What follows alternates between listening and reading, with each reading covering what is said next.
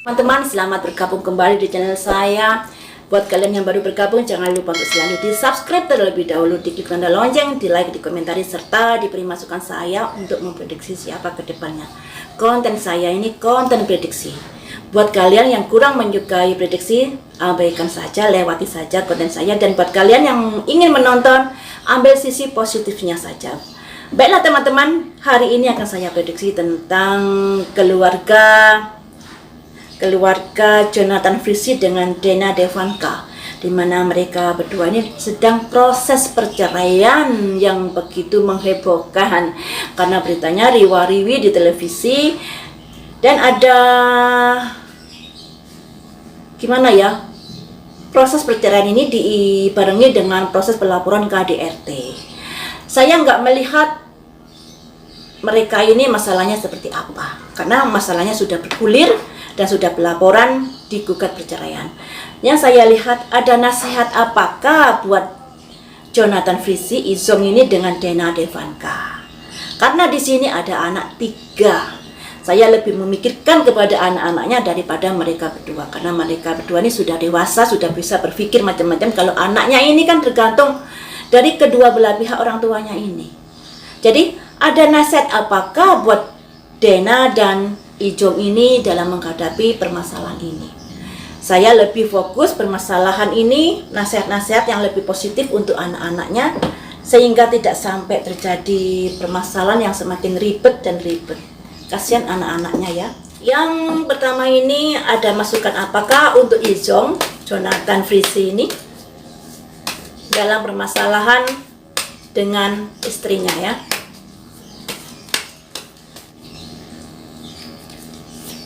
Ada simbol vanity. Vanity bisa diartikan kesombongan, tapi kesombongan dalam hal apa dulu? Kesombongan bukan berarti sombong-sombong seperti yang kita pikirkan ya. Kemudian di sini ada simbol recovery, jalan keluar. Ada simbol complain. Ada simbol fight, keyakinan. Ada simbol enlightenment, pencerahan. Kartu yang kedua ini ada simbol refleksi, yang artinya lihat diri sendiri sebelum menyalahkan orang lain, sebelum komplain kepada orang lain. Lihat apa yang sudah dilakukan ya. Yang namanya orang itu kan tidak selalu sempurna, pasti ada khilaf dan salah. Jadi sebelum melakukan komplain, lihatlah sendiri apa yang sudah terjadi di dalam hidupnya. Kartu yang nomor 2, di sini ada simbol kreasi, usaha. Ada simbol insting, naluri keluar.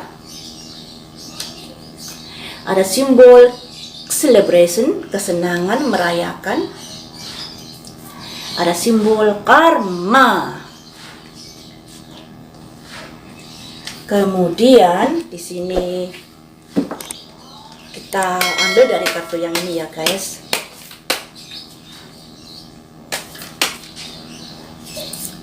Ada simbol pergerakan, proses. Kemudian di sini ada simbol koin yang besar. Ada simbol keluar dari permasalahan. Ada simbol ini proses hukum, justice ya, proses hukum yang sedang berjalan. Kemudian di sini ada simbol kemakmuran, ada simbol bisa dikatakan ini simbol positif ya. Jadi seperti ini teman-teman. Dari kartu pertama ini dikasih nasihat buat Izong, buat Jonathan ini, jangan vanity, jangan merasa benar di sini. Jika merasa benar, yang terjadi tidak akan ada jalan keluar. Karena di sini saya lebih fokus berpikir untuk keselamatan anak-anak, untuk psikologis anak-anak ya. Di sini jangan merasa benar atas apa yang sudah terjadi. Karena itu merupakan jalan keluar jika ingin permasalahan ini bisa diselesaikan dengan baik. Yang namanya permasalahan bisa dibuat melebar, juga bisa dibuat mengecil, tergantung orangnya. Kalau permasalahan itu bisa dibuat mengecil, kenapa tidak diperkecil? Kenapa harus diperlebar seperti itu? Jadi kuncinya di sini, jangan merasa bangga dulu, jangan merasa benar atas apa yang sudah kamu lakukan. Karena di sini ada komplain. Terus ada keyakinan, ada pencerahan. Yang artinya di sini Jonathan ini diminta untuk introspeksi diri. Jangan komplain atas apa yang sudah terjadi, atas permasalahan yang sudah terjadi. Karena permasalahan ini terjadi pasti karena ada kesalahan dua belah pihak. Tidak salah satunya salah, tapi kesalahan dari kedua belah pihak. Makanya di sini disarankan untuk tidak berbangga dulu, untuk tidak merasa benar dalam hal ini. Di sini diminta ada pencerahan. Jadi cobalah untuk introspeksi diri agar mendapatkan pencerahan, agar mendapatkan sesuatu pemikiran yang lebih sabar menghadapi hal-hal ini ya. Seperti itu, karena di sini ada anak-anak yang harus dilindungi kejiwaannya. Kemudian di kartu baris kedua ada refleksi. Nah, refleksi di sini ada simbol, ada hubungannya dengan vanity tadi. Apa yang terjadi itu juga merupakan dari refleksi apa yang sudah diperbuat. Apa yang terjadi merupakan sebab akibat. Walaupun di sini ada usaha untuk menyudahi rumah tangganya, tapi dengarkanlah dulu instingmu, nalurimu, ya. Dengarkan dulu insting dan nalurimu, jangan berbahagia dulu. Ada simbol selebrasi yang celebration yang artinya merayakan, jangan merayakan dulu atas apa yang sudah terjadi. Karena di sini ada simbol karma, sebab akibat, semuanya ini merupakan ada sangkut pautnya dengan masa lalu yang sudah dilakukan kedua belah pihak, baik Ijong sama istrinya. Jadi yang namanya permasalahan itu tidak ada yang salah dari satu sisi, pasti ada salah dari kedua sisi. Makanya di sini harus introspeksi diri, ada simbol refleksi. Introspeksi diri sebelum melakukan sesuatu, sebelum menggugat atau sebelum proses hukum dan lain sebagainya. Introspeksi dirilah apa yang sudah terjadi. Dengarkan suara hati, jangan merasa bangga dulu atas apa yang sudah kamu pikirkan. Misalnya saya nggak salah, saya benar, seperti itu ya. Karena di sini ada komplain, jangan menyalahkan dulu, introspeksi dulu, semacam itu. Kemudian di baris ketiga ini ada pergerakan ke arah proses hukum ya. Karena di sini ada simbol justice, di sini ada simbol pergerakan untuk menyudahi rumah tangganya, keluar dari permasalahan yang ada, menuju kehidupan yang lebih baik lagi. Ini ada simbol ini yang artinya bisa dikatakan setelah proses perceraian nanti mungkin hidup Jonathan ini akan lebih merdeka lagi, akan lebih baik lagi. Tapi di sini tetap harus introspeksi diri karena yang namanya kesalahan terjadi karena kedua belah pihak. Makanya ada simbol refleksi. Sebelum komplain pada pasanganmu, introspeksi dulu apa yang sudah kamu lakukan. Ini ada simbol refleksi ya. Jadi untuk Ijong ini seperti itu ya guys.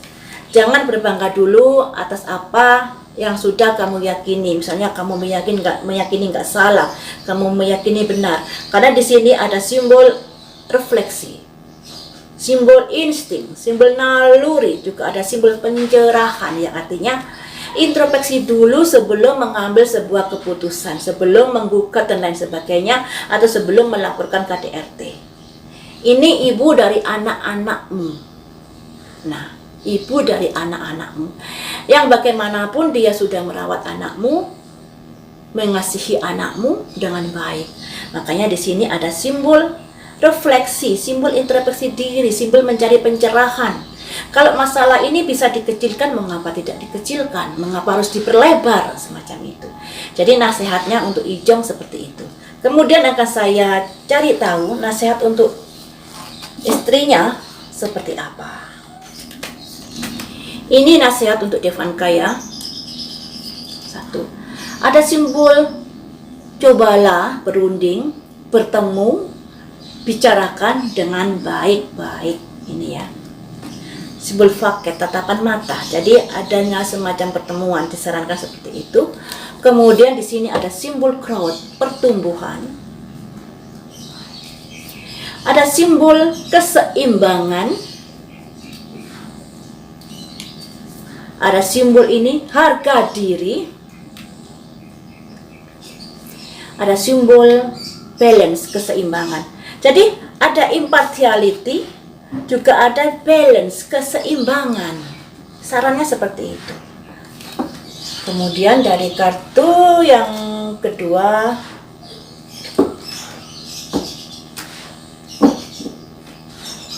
ada saran seperti apakah?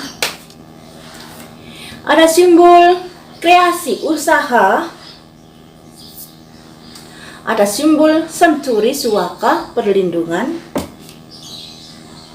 Kemudian ada simbol karma. Dua-duanya ada simbol karma.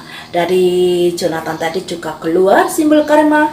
Dari Devanka ini juga keluar simbol karma. Jadi seperti saya bilang, kedua-duanya mempunyai kesalahan. Jadi jangan merasa benar sendiri. Kartu yang nomor ini ada simbol insting. Ini juga tadi keluar naluri.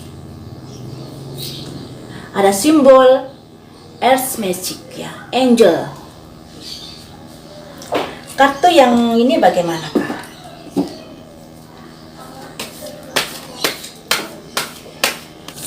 Ada simbol kematian, hubungan yang akan berakhir. Ada simbol ini judgment, yang artinya pembulihan atau apa ya, sesuatu yang terjadi yang bisa dikatakan kurang bagus untuk Devanka ini. Kartu yang nomor 3 di sini ada simbol pergerakan, tugas. Kartu yang nomor ini ada simbol ini. Ini posesif ya, simbol posesif ini keluar. Jadi harus berbenah diri untuk tidak terlalu pencemburu. Kartu yang ini ada simbol matahari. Jadi guys, untuk Devanka ini disarankan membicarakan perkara ini dengan baik-baik. Yang dilambangkan ini, orang bergandengan tangan karena demi kebahagiaan anak-anak. Kemudian di sini tumbuhkan keseimbangan ya. Tumbuhkan keseimbangan. Keseimbangan ini sampai ada 2 loh ya. Ada 2. Impartiality dan balance. Di sini disarankan ada keseimbangan hidup. Jangan ya, jangan terlalu menggenggam egonya. Jadi di sini untuk Devanka ini disarankan keseimbangan hidup itu harus dipelihara. Jangan harus minta dimengerti, jangan egonya yang ditumbuhkan semacam itu. Jadi keseimbangan, karena di sini ada 2 belah pihak keluarga. Ketika kita menikah, ada 2 belah keluarga besar yang harus kita rangkul, ya, yang harus kita rangkul. Makanya di sini ada simbol balance dan impartiality. Jangan pilih kasih. Jangan hanya berpihak pada satu sisi. Semuanya harus diseimbangkan agar terjadi hubungan rumah tangga yang baik.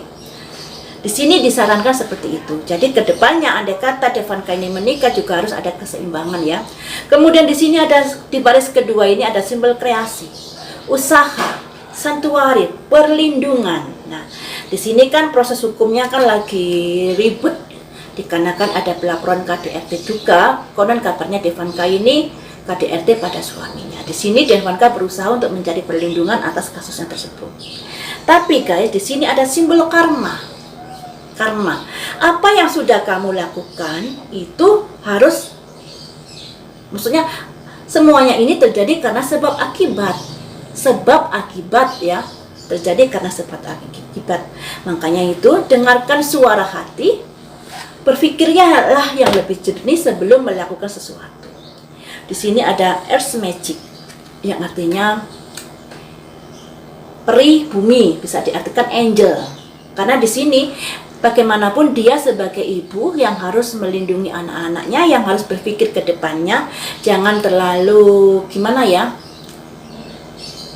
melakukan sesuatu tanpa pertimbangan yang terjadi sekarang ini adanya sebab akibat dari apa yang sudah dilakukan. Dan saat ini Devanka berusaha untuk mencari perlindungan hukum dikarenakan pelaporan Ijong yang katanya sudah di KDRT oleh istrinya. Ceritanya seperti itu.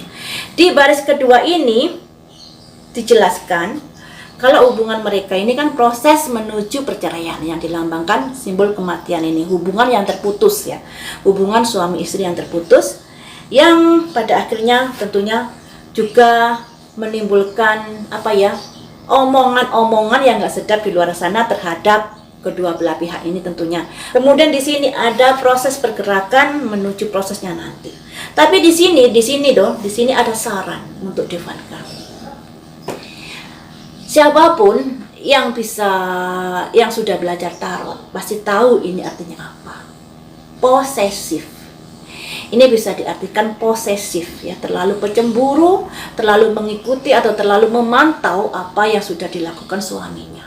Nah, ini keluar loh guys. Saya bukan mengada-ngada ya. Kalau kalian sudah belajar tarot, artinya tahu dari kata Four of Pentacle ya, yang artinya posesif terhadap pasangannya. Jadi pencemburu, jadi pasangannya selalu dipantau, mau kemana selalu dipantau. Ini sudah keluar. Di sini kalau ini masih saja terjadi, misalnya nanti menikah terus masih saja terjadi hal semacam ini pada pasangannya, akhirnya rumah tangganya juga bisa kurang harmonis karena tidak ada rasa kepercayaan diri kepada suaminya. Sebenarnya di sini ada simbol matahari.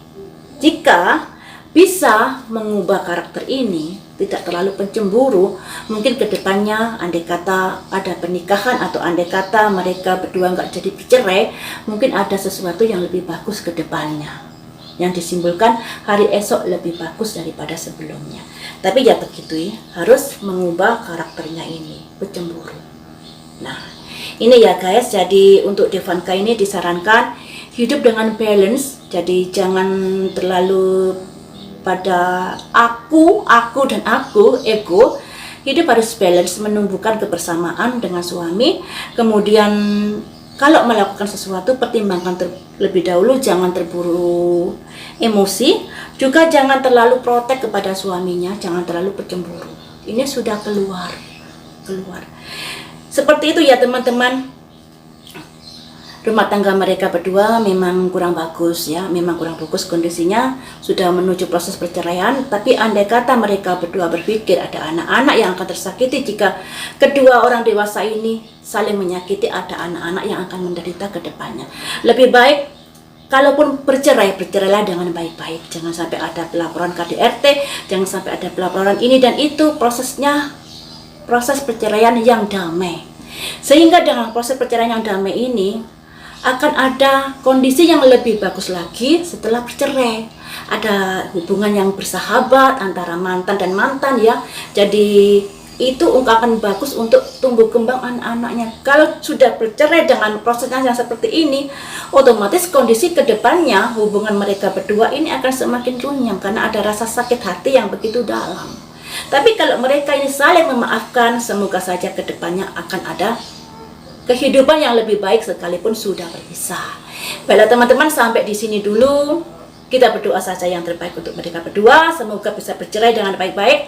Dan lain waktu kita sambung lagi dengan prediksi berita viral yang lain.